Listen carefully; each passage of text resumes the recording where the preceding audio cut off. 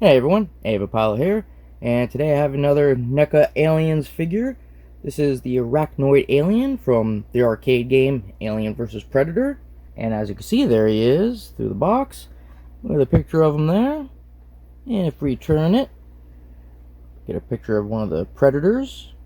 And on the bottom, another picture of the Arachnoid Alien. Turn it this way. Ooh, there's the Arachnoid Alien right there crouching.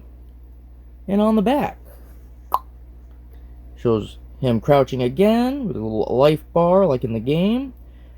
And on the side it has pictures of all the other characters. I don't know the name of the predators there, but there's the Arachnoid, Chrysalis, Razor Claws, that's Dutch, and that one is Kurosawa. Hope I said that right.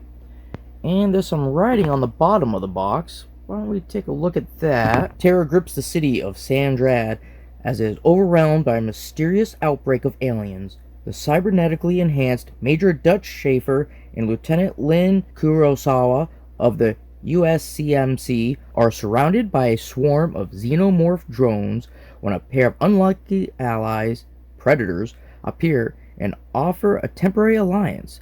Now it's a battle to end them all as human and predator join forces against the unending waves of deadly xenomorph. So why don't we get this guy out of the package and take a closer look, shall we? Alright, well here he is out of the box. And I noticed as soon as I took him out, this happened to fall out of the box onto the floor. It was his secondary mouth. So I'm going to try to pop that back in and hopefully it'll stay. Let's find out if this will work. Well, as you can see, not that good. It did go in, but it's kind of loose and kind of just doesn't stay in one spot too nice. Just kind of, look at that. That's horrible. And also his jaw is also like one of the other ones we've looked at. Kind of crooked looking. Well, that really stunk. You know what? If I just keep his mouth closed, don't even notice. I think he'll just have a closed mouth while he's on display. So the Arachnoid Alien here stands about 9 inches tall when he's fully erect. And as you can see, his colors are a little bit different than most aliens because he's not from the movies. That's the one thing I like about aliens from the games or the comics, is they always have a different color scheme that's not just a bland black or brown. So that's pretty cool.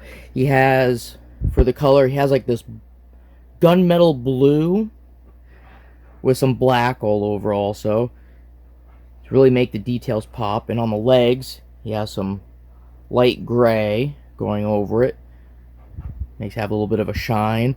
And the light gray is in some other places too, like around the head, arms. So now for details, one thing is you can see his head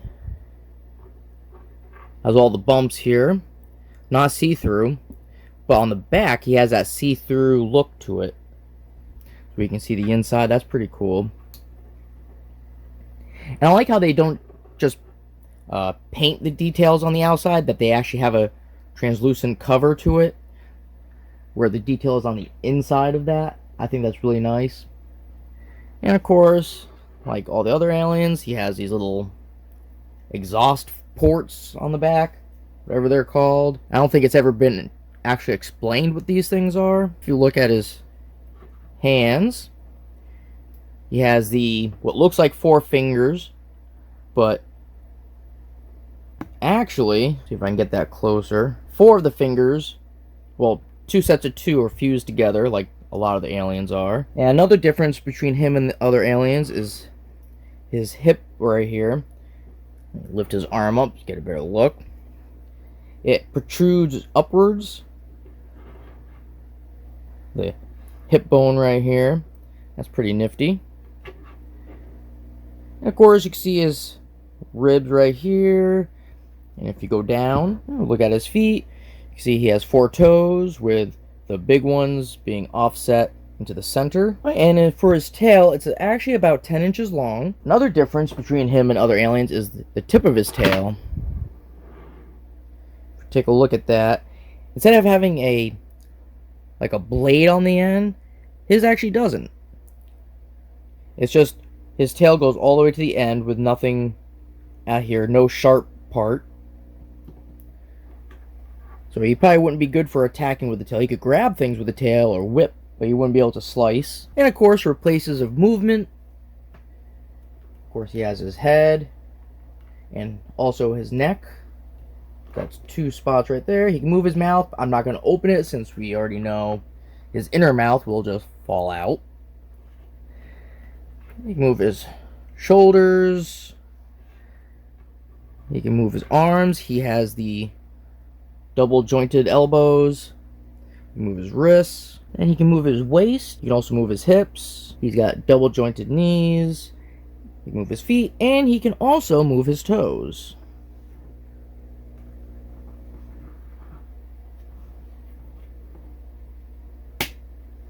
Just like that.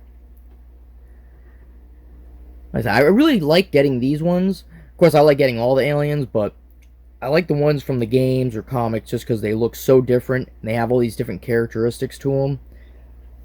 As we've seen, I've already done one of them. I did a review on the Chrysalis here from the same series. Actually, he is way different than any of the other aliens. He's got an extendable head that comes out. This can retract in and the mouth. So you wouldn't even see his skull here if once he does that, because this part will cover it. And for the Arachnoid Alien, he was actually real easy to get out of the package. He only had 2 twist ties holding him in place. So that was quite a nice surprise. I didn't have to struggle too hard. Another thing, if you look at him, he has these little fins going up the side of his head. I just love how different he looks and the colors on him. I just think that just looks amazing. So I hope you like my review of the Arachnoid Alien from NECA. Like and subscribe. Leave some comments if you want. And I will see you all later.